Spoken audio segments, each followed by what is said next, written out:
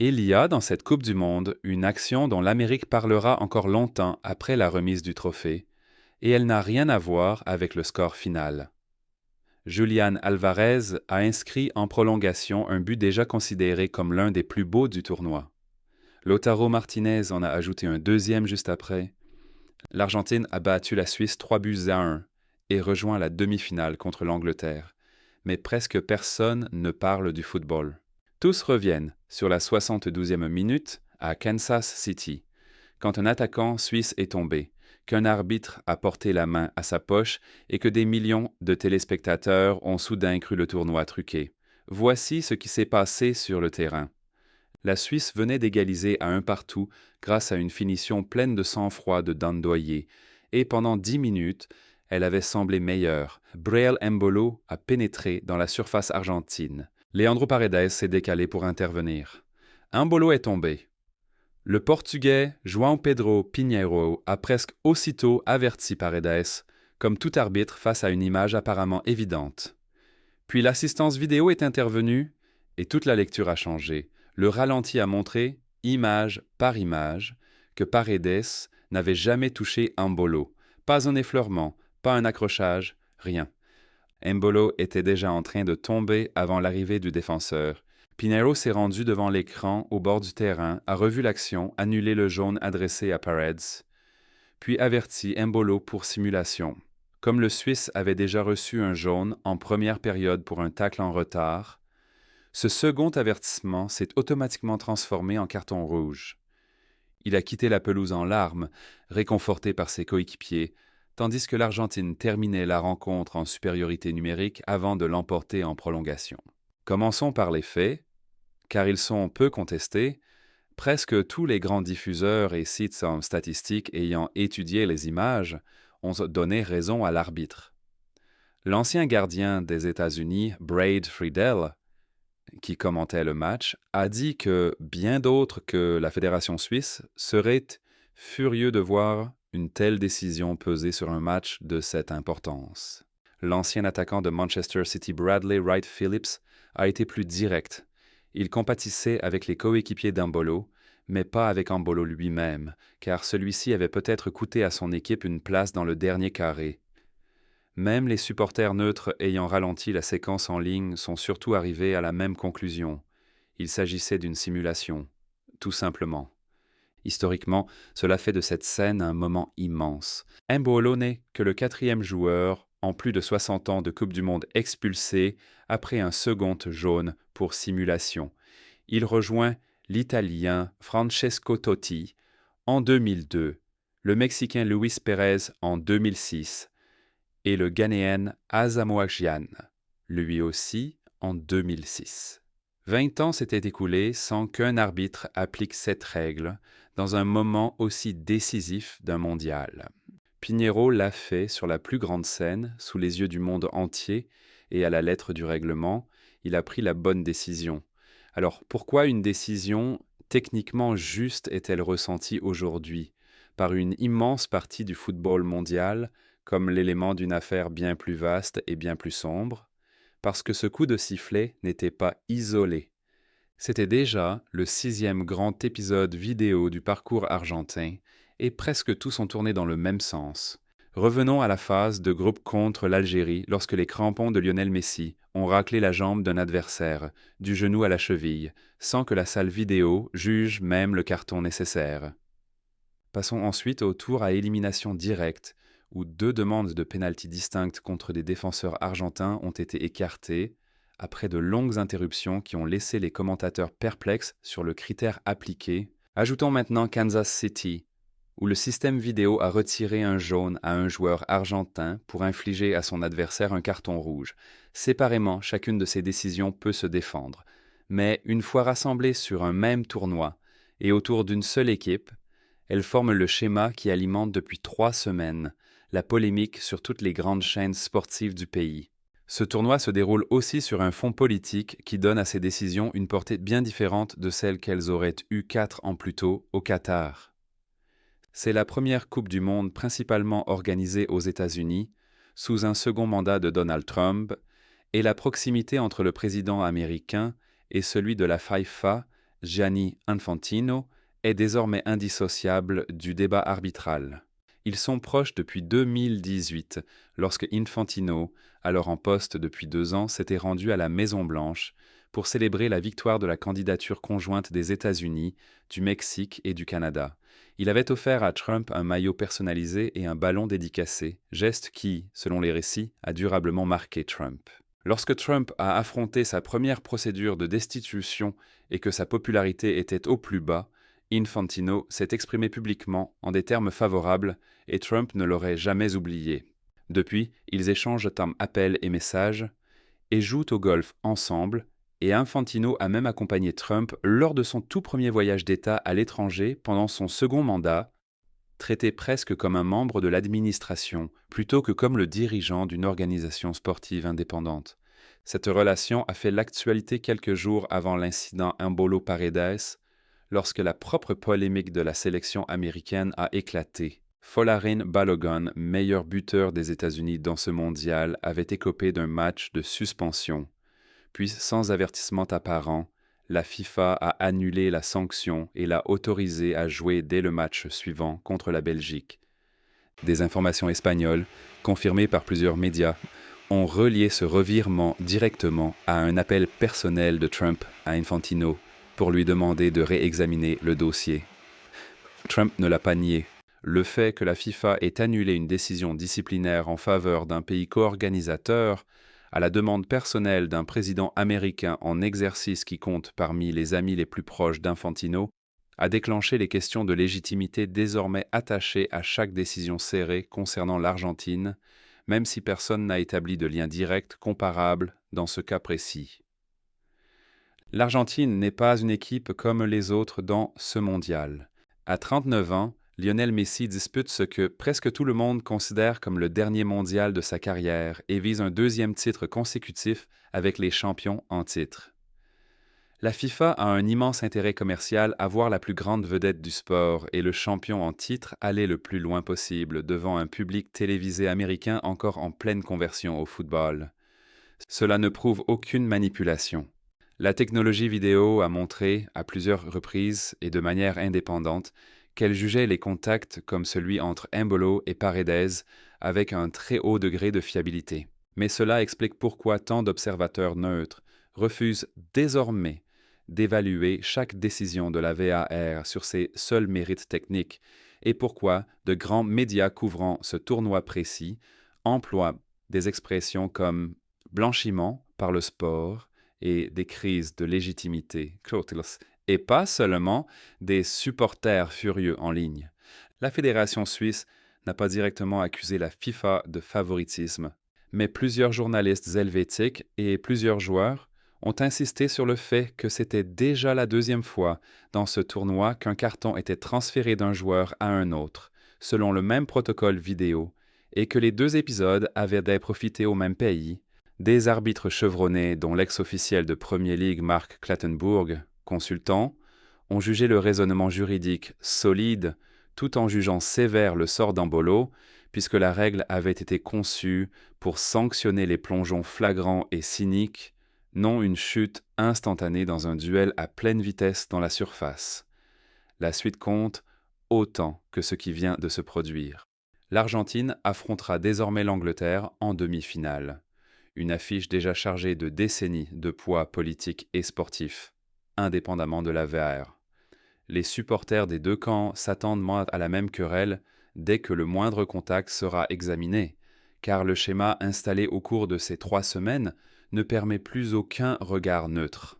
La FIFA a publiquement défendu les 6 grandes décisions concernant l'Argentine, affirmant qu'elles étaient individuellement conformes aux lois actuelles du jeu, et les responsables de l'assistance vidéo ont tenu le même discours. Les diffuseurs indépendants leur donnent largement raison sur le règlement.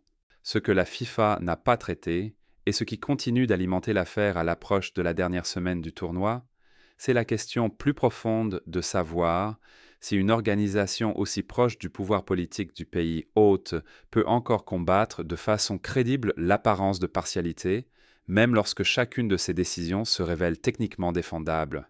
Pour Breel Embolo, le moment est presque purement tragique, quelle que soit l'opinion sur l'équité du tournoi. Il a 30 ans, dispute très probablement sa dernière Coupe du Monde, et son parcours comme celui de son pays s'est achevé sur une action qui sera rediffusée pendant des années, non pour sa beauté, mais à cause d'une décision prise en une fraction de seconde et qui le suivra durant tout le reste de sa carrière. Ses coéquipiers l'ont consolé au bord du terrain alors qu'il sortait en pleurs, et le capitaine Granit Xhaka a déjà déclaré que le vestiaire ne le tenait pas personnellement pour responsable, même si le débat général autour du tournoi continue de faire rage sans lui. L'Argentine, de son côté, n'a montré aucun intérêt pour la polémique. Messi ne s'est pas exprimé directement sur la succession de décisions arbitrales et a consacré toutes ses réponses d'après-match à la demi-finale contre l'Angleterre. Le sélectionneur Lionel Scaloni répète que son équipe joue simplement jusqu'au coup de sifflet et ne peut pas contrôler ce que décide la salle vidéo, une variante de la réponse des entraîneurs à chaque Coupe du Monde depuis l'introduction de l'assistance vidéo. Elle ne convaincra pas ceux pour qui les faits parlent d'eux-mêmes, mais elle ne changera pas non plus ce qui se passera sur le terrain dans les prochains jours. L'Argentine n'est désormais plus qu'à 2 victoires de conserver le titre remporté 4 ans plus tôt au Qatar, dans un tournoi dont l'Amérique se souviendra presque autant pour sa politique que pour son football.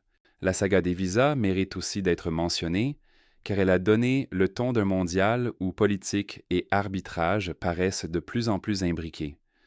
Des mois avant le premier coup de pied dans un ballon, de grands médias américains et européens ont rapporté que des journalistes chargés de couvrir la compétition, ainsi que, dans au moins un cas, un arbitre, n'avaient donc pas obtenu de visa d'entrée aux États-Unis, tandis que le président de la FIFA gardait publiquement le silence. Pour les critiques, le refus d'Infantino de s'opposer au gouvernement américain sur une question aussi simple que l'accès de la presse à un événement sportif mondial annonçait déjà la déférence qui se manifesterait ensuite dans les décisions disciplinaires et arbitrales après le début du tournoi. La FIFA n'a jamais répondu formellement à ces accusations précises, au-delà de déclarations générales sur le respect de la souveraineté du pays hôte en matière d'immigration. Il y a aussi l'argent, rarement absent longtemps d'une discussion concernant Infantino. Des déclarations financières citées ce mois-ci par la presse économique américaine ont révélé que Trump avait reçu pour environ 15 000 $ de billets de Coupe du Monde en cadeau liés à Infantino et à la FIFA. Au même moment, des parlementaires européens demandèrent des explications sur l'attribution à Trump, en décembre dernier, du tout premier prix de la paix de la FIFA. Cette récompense, créée presque de nulle part quelques mois avant le début du tournoi, a immédiatement été comparée à la campagne infructueuse de Trump pour le véritable prix Nobel de la paix, finalement attribué à une figure de l'opposition vénézuélienne. Ses détracteurs ont décrit la cérémonie comme une mise en scène destinée à flatter le chef d'un État qui accueille l'immense majorité des rencontres du tournoi, 78 selon le décompte officiel de la FIFA, contre une part bien plus réduite répartie entre le Mexique et le Canada. Rien de cela, séparément, ne prouve qu'un hors-jeu, un pénalty ou un carton rouge ait été décidé sous pression politique pendant cette Coupe du Monde. Les arbitres, les officiels vidéo et les consultants indépendants ont décortiqué des dizaines de fois le duel Embolo-Paredes sous 12 angles et le verdict reste identique. Aucun contact, une simulation et un carton rouge juridiquement correct au regard des lois actuelles du jeu. Cela n'a pas empêché l'action de devenir un paratonnerre, car elle se situe au point de rencontre exacte entre une véritable série de décisions favorables à une équipe et une relation réelle, bien documentée et très étroite entre le principal dirigeant du football mondial et le président du pays organisateur. Les médias suisses ont été particulièrement directs en reliant les faits. Plusieurs commentateurs à Zurich et à Genève ont rappelé qu'il s'agissait de la deuxième utilisation, dans ce tournoi, du protocole dit d'erreur d'identité afin de transférer un carton d'un joueur à un autre, et que, dans les deux cas, le mécanisme avait profité à l'Argentine. L'explication de la FIFA est claire. Ce protocole existe précisément pour des situations comme celle-ci, lorsque la salle vidéo constate que le mauvais joueur a été sanctionné et l'appliquer de manière constante, quelle que soit l'équipe bénéficiaire, est la raison même de son existence. Sans aller jusqu'à accuser l'instance d'un parti pris manifeste, des responsables de la Fédération suisse ont demandé en privé davantage de transparence sur la manière dont les incidents soumis à l'assistance vidéo sont triés et classés par ordre de priorité en temps réel selon la presse présente au tournoi. Les jeunes supporters américains qui découvrent ce sport avec ce mondial voient une version du football que les Européens connaissent trop bien. Une technologie vidéo presque toujours juste sur l'action individuelle et presque toujours polémique malgré tout, parce que la passion sportive n'a jamais reposé sur la seule exactitude. Elle repose sur un récit, et celui qui s'écrit aujourd'hui en direct est celui d'un champion en titre, mené par la plus grande vedette que ce sport ait jamais produite, qui continue d'obtenir le bénéfice du doute dans un tournoi dirigé par un homme jouant au golf avec le président américain. La façon dont ce récit résistera aux demi-finales, où l'Argentine affronte une Angleterre, elle aussi, dotée d'un immense public et d'une longue histoire de frustration dans les grandes compétitions, dira si cette affaire devient un astérisque permanent attaché à la Coupe du Monde 2026 ou une polémique appelée à disparaître quand la suivante prendra sa place. Pour l'instant, seule certitude, celle inscrite au tableau d'affichage de Kansas City. Le parcours de la Suisse s'est achevé sur le score de 3-1 en prolongation, avec 10 joueurs sur le terrain pendant la dernière demi-heure, et l'un de ses meilleurs attaquants quittant la pelouse en larmes, après une décision presque certainement juste, mais presque sûrement promise à des années de débat. Les consultants de télévision débattaient désormais plus largement.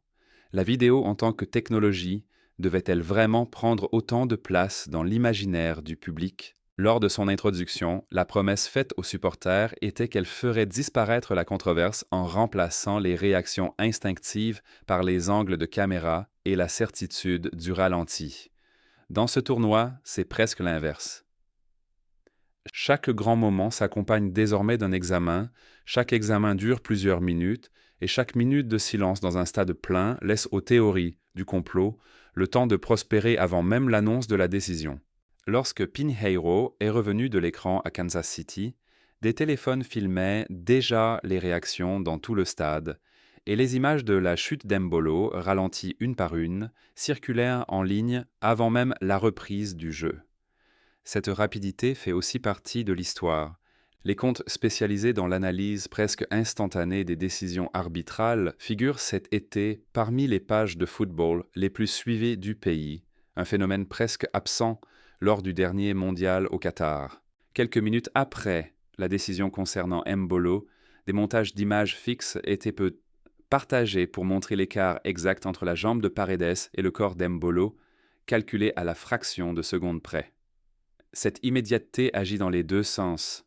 Elle rend bien plus difficile pour les instances de contrôler le récit autour d'une décision contestée, mais elle permet aussi de prouver beaucoup plus facilement, au-delà du doute raisonnable, qu'un arbitre a eu raison ou tort. Dans ce cas précis, la masse d'analyses indépendantes, image par image, a surtout servi l'arbitre en confirmant ce que Pinheiro avait déjà conclu sur le terrain.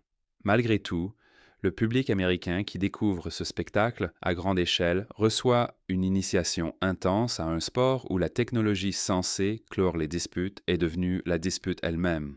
Des journalistes européens chevronnés couvrant le tournoi pour des médias américains ont noté, mi-sérieux, mi-amusé, que le football a toujours fonctionné ainsi et que les nouveaux supporters rattrapent un débat mené ailleurs depuis l'arrivée de la technologie sur la ligne de but il y a plus de 10 ans.